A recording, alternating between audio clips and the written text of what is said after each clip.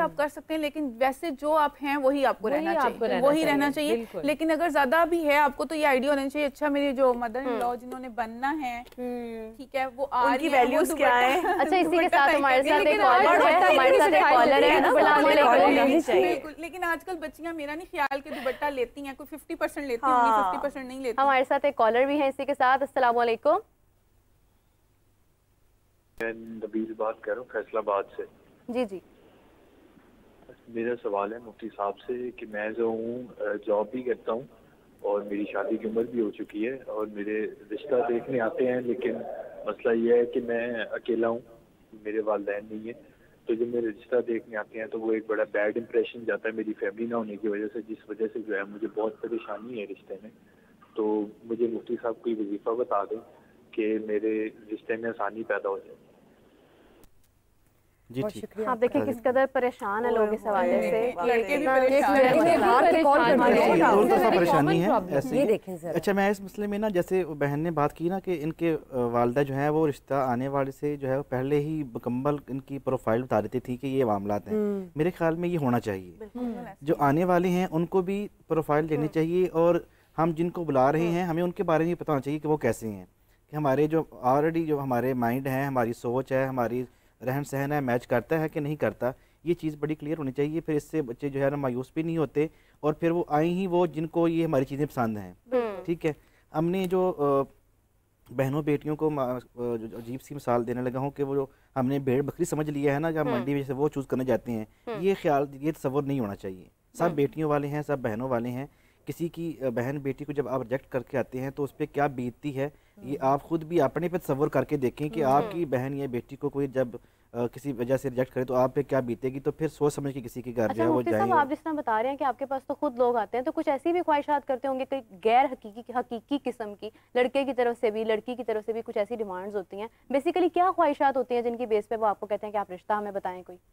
बिल्कुल ऐसी ख्वाहिशात होती हैं और मैं उनसे ये भी कहता हूँ कि अपनी ये जो आपने डिमांड्स की लिस्ट है ना, इसमें थोड़ी कमी करें। क्या होती क्या है लिस्ट? वो शुरू से ही डिस्कस हो रहा है हमारा, शुरू से ही कि एज है वो लड़की की कम होनी चाहिए। ठीक है जी।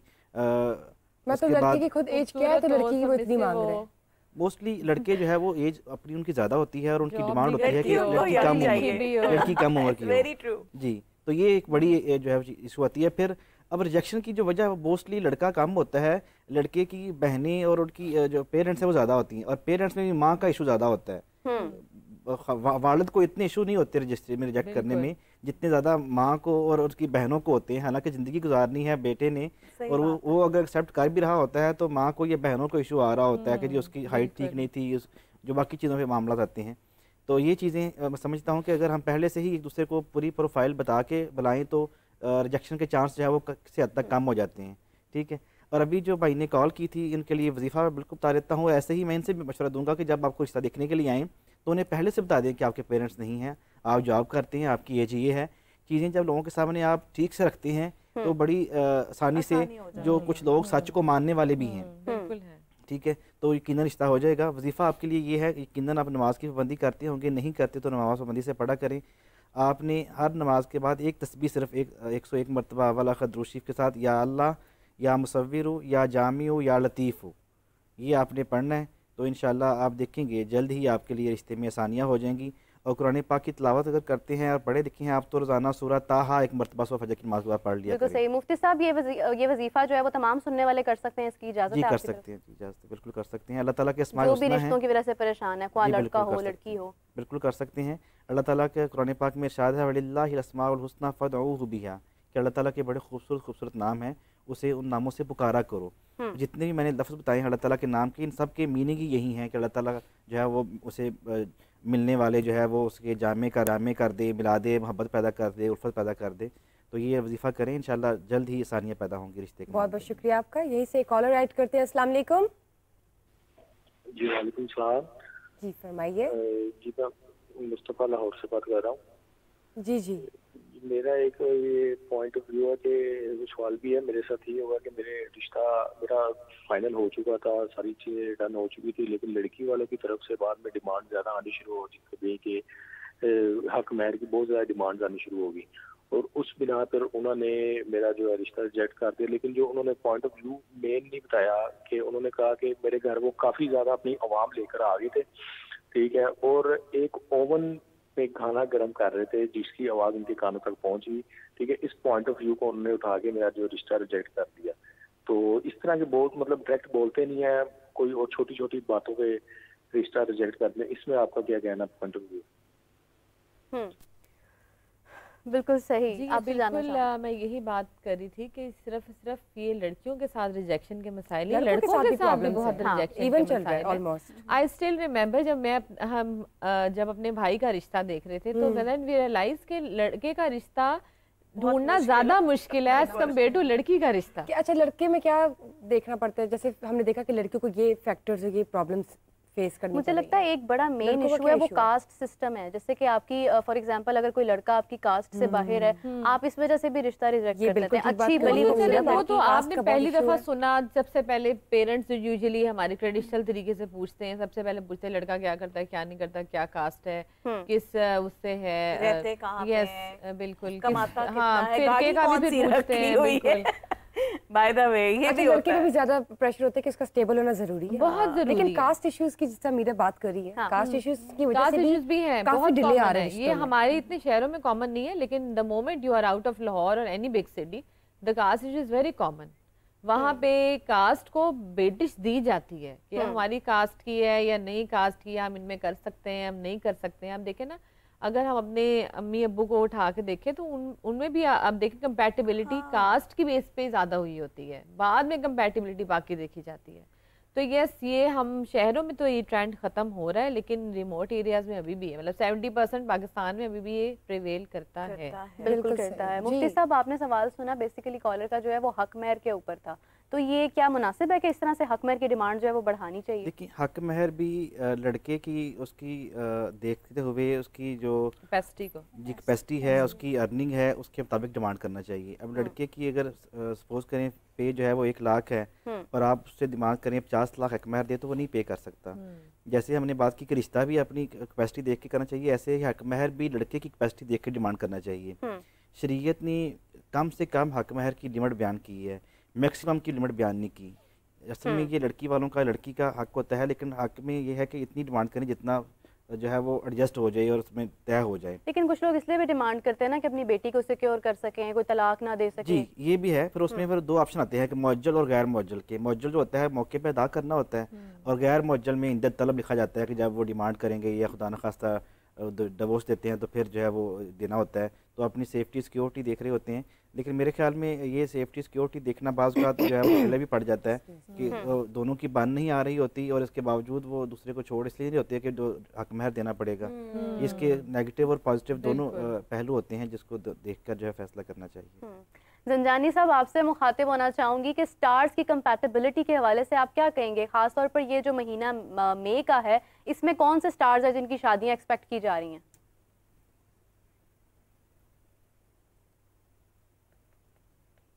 सॉरी, मैं आपका सवाल नहीं सुन पाया, आप दोबारा से अगर रिपीट कर दें तो। मेरा सवाल ये है कि जिस तरह मई का महीना है, इसमें कौन से स्टार से शादी एक्सपेक्ट की जा रही है, एंड सेकेंडली कौन से स्टार्स हैं जो शादी के लिहाज से एक दूसरे के साथ कंपैटिबल हैं?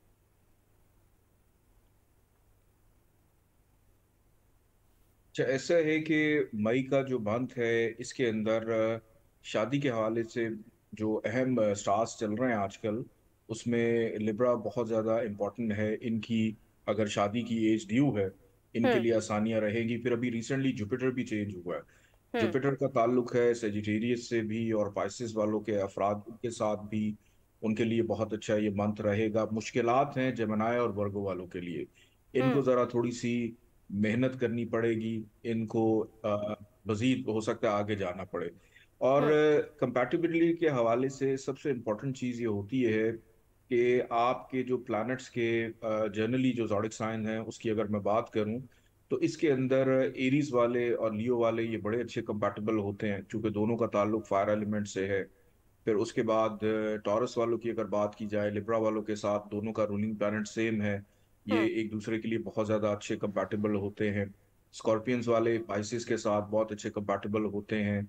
एक्वेरियस वाले अफराद जो हैं, इनकी अगर कंपैटिबिलिटी लियो के साथ हो जाए तो बड़े ख़तरनाक हो जाते हैं, क्योंकि दोनों यूं समझ लें कि शादी के बाद घर में 2 शौहर होते हैं, बीवी कोई नहीं होता, तो इनमें से बीवी कोई नहीं बनता। तो ये थोड़ी सी मुश्किल होती है इनकी कंपैटिबिलिटी। कैंसेरियंस की अगर बात की जाए, ये एक ऐसा ज़ोडिक साइन है जो हर किसी के साथ एडजस्ट हो जाता है अगर इनको थोड़ा सा प्यार मोहब्बत दी जाए, क्योंकि ये मादी दुनिया के मामलात पे इतनी ज़्यादा तवज्जो नहीं देते। ये रूहानी दुनिया के लोग होते हैं और अपनी चीज़ों को मोहब्बत से देख रहे होते हैं, मोहब्बत के तराजू में उसको तोल रहे होते हैं।